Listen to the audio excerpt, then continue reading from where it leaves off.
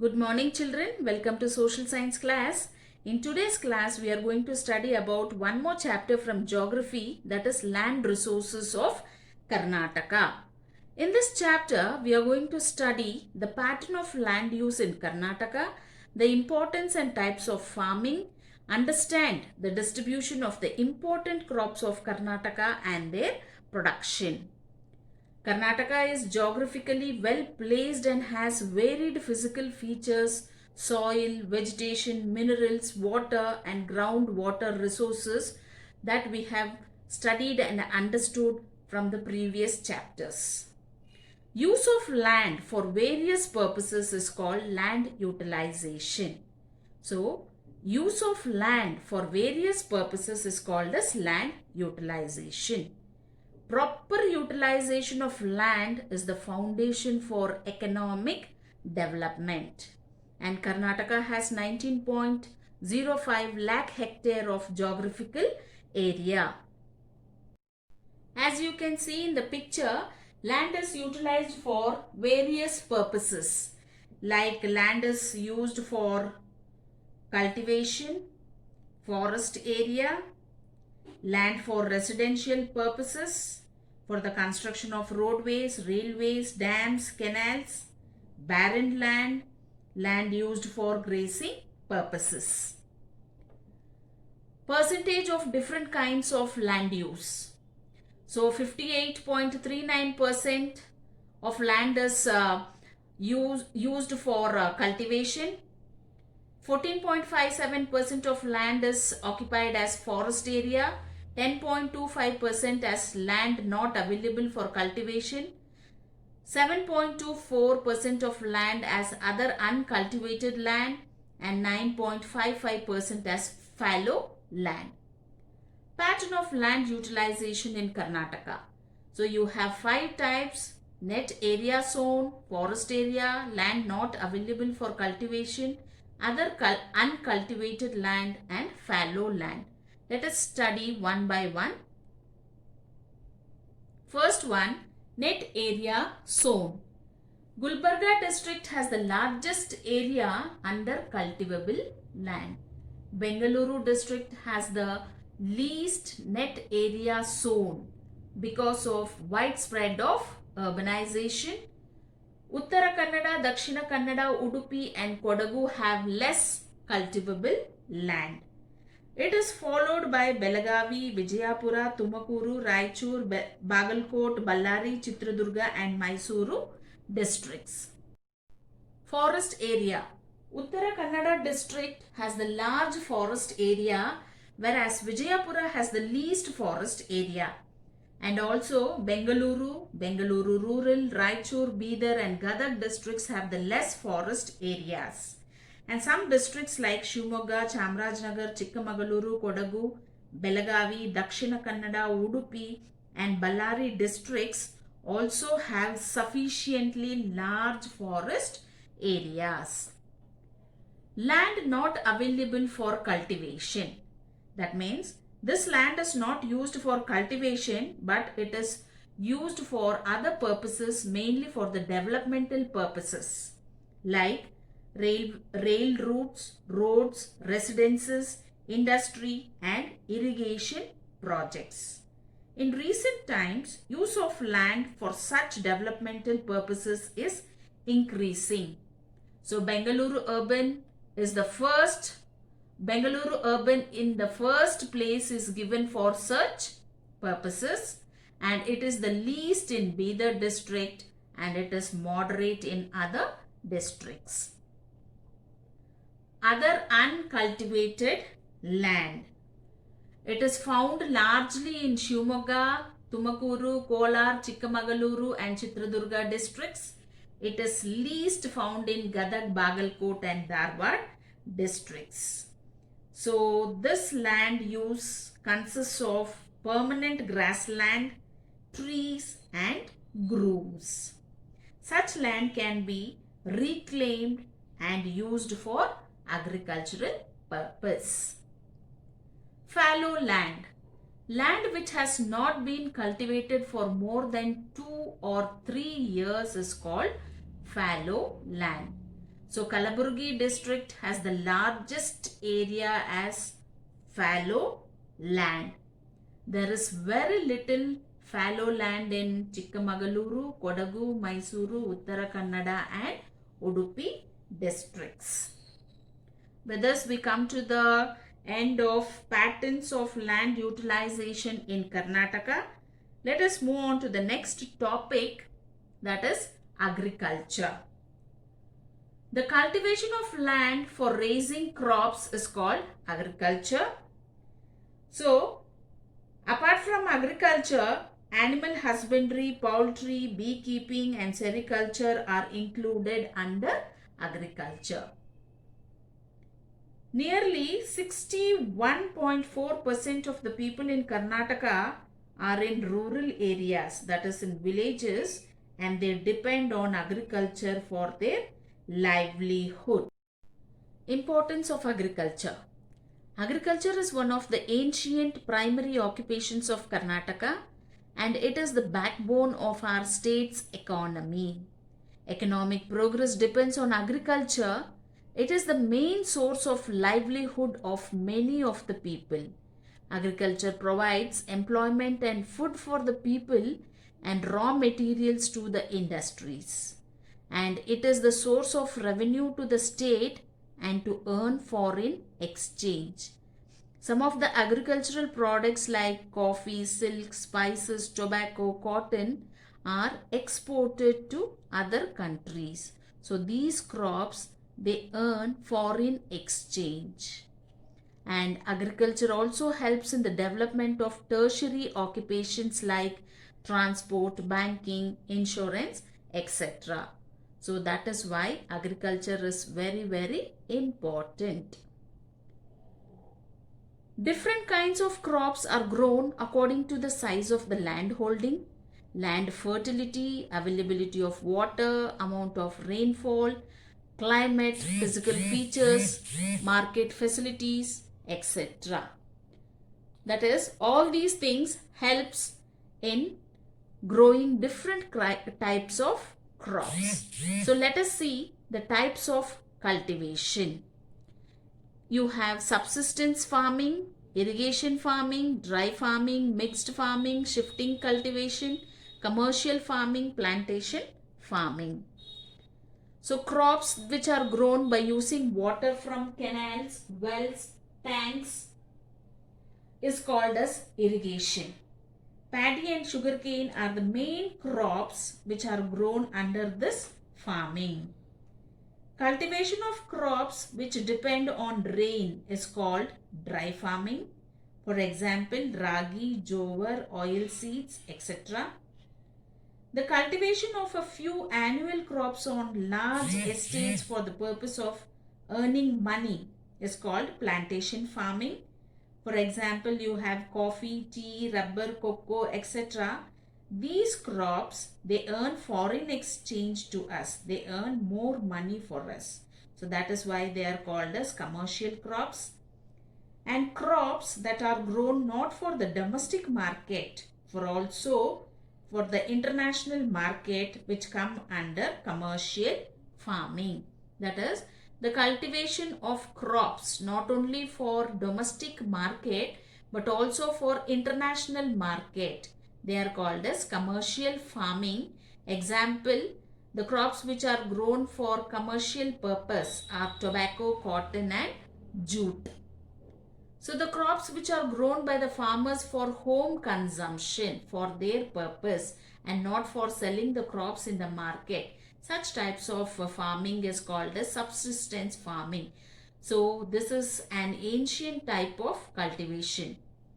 Apart from that, you have dairy farming, silkworm rearing, sheep rearing, poultry, beekeeping, fishery, etc. These crops come under mixed farming. Next topic is the major crops of Karnataka. Soil, climatic conditions, relief features, irrigation facilities, tradition of the farmers and market for the agricultural produce, etc. These are all responsible for different types of crops in Karnataka. So different types of crops are food crops, commercial crops, plantation crops. Under food crops you have paddy, ragi, maize, pulses, millets. Under commercial crops you have sugarcane, cotton, tobacco, mulberry, oil seeds. Under plantation crops you have coffee, coconut, arecanut, rubber, banana, etc. Apart from these three types of crops, you also have horticultural crops, that is fruits and vegetables. We also grow fruits and vegetables. They are called as horticultural crops. And floriculture, that is we also grow flowers. So these are the different types of crops grown in Karnataka. Paddy. It is a very important food crop of Karnataka. Rice is the staple food of the people of Karnataka. Paddy is a plant of the grass family Poaceae and its scientific name is Oryza sativa. Paddy is grown in 28.2% of the total cultivable land. In Malnad, paddy is grown in a different way, that is by broadcasting method, and in the plains by transplanting method. So this paddy is a tropical crop and cultivation of paddy requires heavy rainfall and high temperature, and areas which are receiving less rainfall need irrigation facility for the growing of paddy. So this says that we can grow paddy both in the areas which are receiving heavy rainfall and also the areas which receive less rainfall. So cultivation of paddy requires level land. So the land should be level and it requires fertile, clayey and alluvial soil. And it also requires organic manure, leaves of trees and abundant laborers for the cultivation of paddy. And children, nearly 70% of paddy is sown during the months of June to August, and it is harvested during November to December. And this paddy is a kharif crop. It is grown even in summer in areas where irrigation facility is available. So in summer means in the month of February to June we can grow this paddy crop, and this is also called as rabi crop. So the districts where paddy is grown in Karnataka are, we can see paddy growing in almost all the districts of Karnataka. You can see in the Krishna Tungabhadra Valley, Kaveri Valley and the coastal districts. These are very famous for paddy cultivation. Raichur district stands first in the production of paddy. Okay, Raichur district stands first in the production of paddy. Second, let us move on to the next food crop, that is jowar. This is the second most important crop in Karnataka after paddy. The total area under jowar cultivation is 26% of the cultivable land. Jowar is also a staple food of the people of North Karnataka. Children, you have to remember, jowar is the staple food of the people of North Karnataka. It is mainly used for preparing rotis. We can make jowar rotis and we can have. The stalks of jowar plant are used as cattle fodder. So the stalks, it is used as food for the cattle.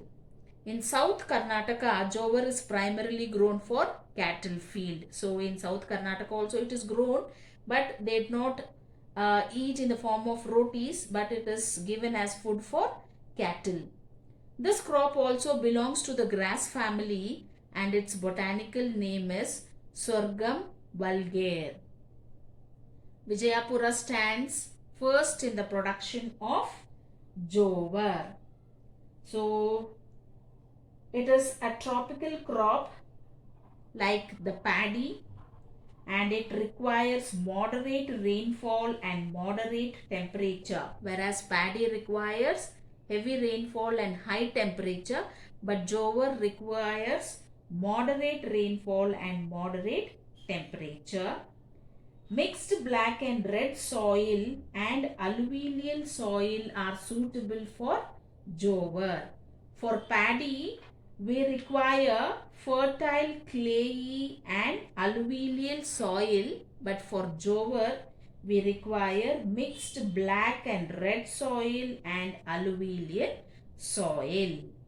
It is a rain-fed crop and grown by using broadcasting method. So this is about jowar. Let us move on to the next food crop, that is ragi. In Karnataka, it is the third most important food grain after paddy and jowar.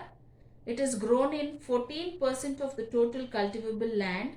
Its botanical name is Eleusine coracana. It is a very nutritive and cheap food grain. So it is very nutritious food as well as cheap food grain. Cheap in the sense we can buy it for low price also. And we can make ragi balls, porridge, sprouted flour, malt, dosa, etc. from ragi.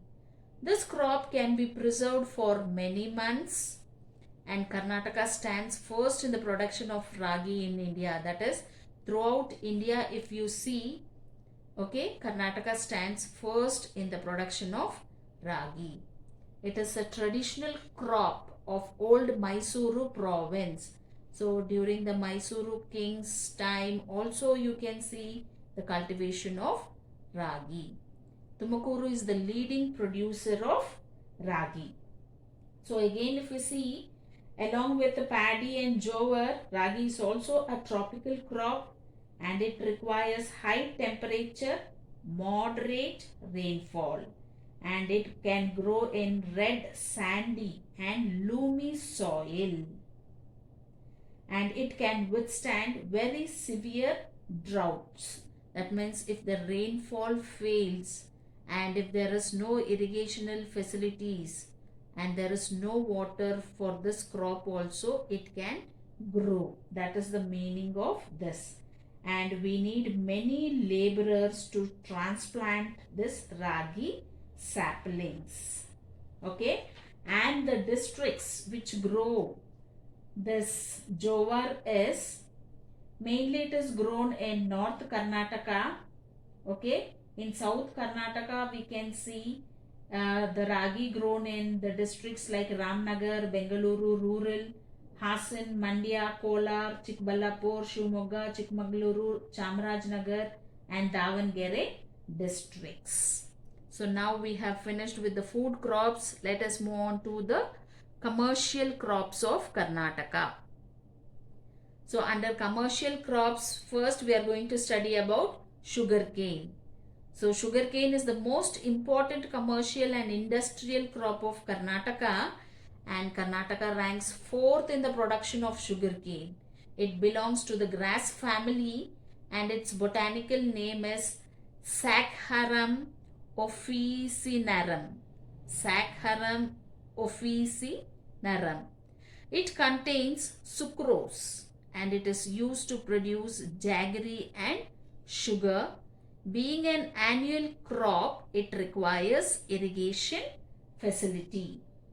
So this sugarcane is also a tropical crop. It is grown in areas with high temperature and heavy rainfall, or it also can grow in areas where there is good irrigation facility. Coming to the soil, it requires sandy, loamy soil and red soil. So as soon as harvesting is done, sugarcane has to be transported to the factories, because if it becomes dry, it will be of no use. You cannot manufacture or you cannot extract sugar from sugarcane. That is why immediately after harvesting, you have to transport these sugarcane to the factories. where there should be good transport facility. And the areas which grow the sugarcane are Belagavi is the leading producer of sugarcane in Karnataka, followed by Bagalkot. But Bagalkot, it is growing with the help of irrigation facility. And Mandya district has specialized in the cultivation of sugarcane even from pre-independence day. So before independence onwards, sugarcanes are grown mainly in Mandya district. Cotton is a fiber crop. It provides raw material for cotton textiles. Besides, it is used for making carpets, beds and pillows. It is also used for making cooking oil with the help of cotton seeds. And the cotton seed cake is used as cattle feed. Haveri district ranks first and Dharwad district ranks second in the production of cotton in the state. So, cotton is a crop of the tropics and the subtropics. Moderate rainfall, high temperature and black soil are suitable for its growth.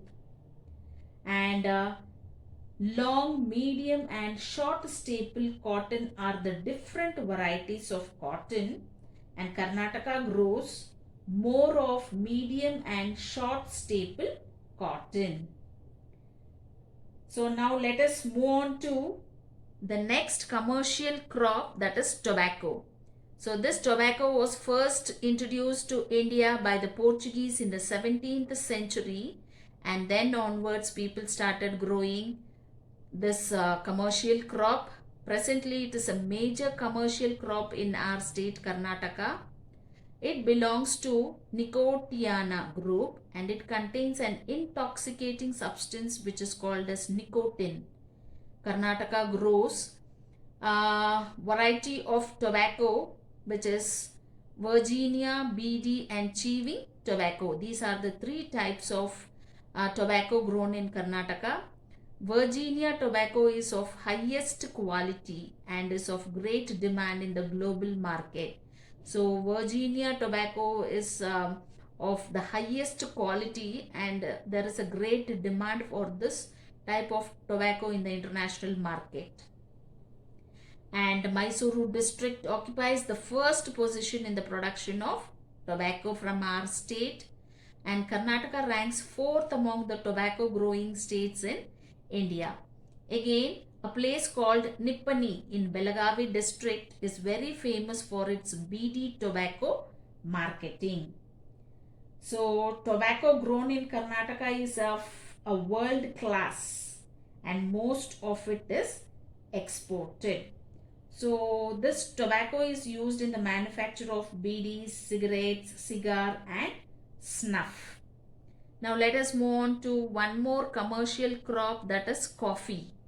Coffee is Karnataka's famous plantation and beverage crop. That is, we drink this coffee. Karnataka ranks first in the production of coffee in India, and a Muslim fakir, that is a priest named Baba Budan, planted this coffee saplings for the first time around 1670 in the hills of Chikamagaluru. So this coffee is also not from India. It was first planted by a Muslim priest called as Baba Budan in 1670 in the hills of Chikamagaluru. Hence those hills were called as Baba Budan Giri. Baba Budan is his name. Giri means hills. So the hills became Baba Budangiri. However, organized cultivation of coffee began under the British rule in 1826, and today vast coffee estates can be seen in Karnataka. Karnataka produces two types of coffee, namely coffee Arabica and coffee Robusta. Of these, coffee Arabica is of better quality and enjoys a great demand in the international market. So Karnataka has a share of 70% of the coffee production in India. That is, out of 100%, 70% of the coffee is produced in Karnataka when we compare to India. When we compare to the other states in India.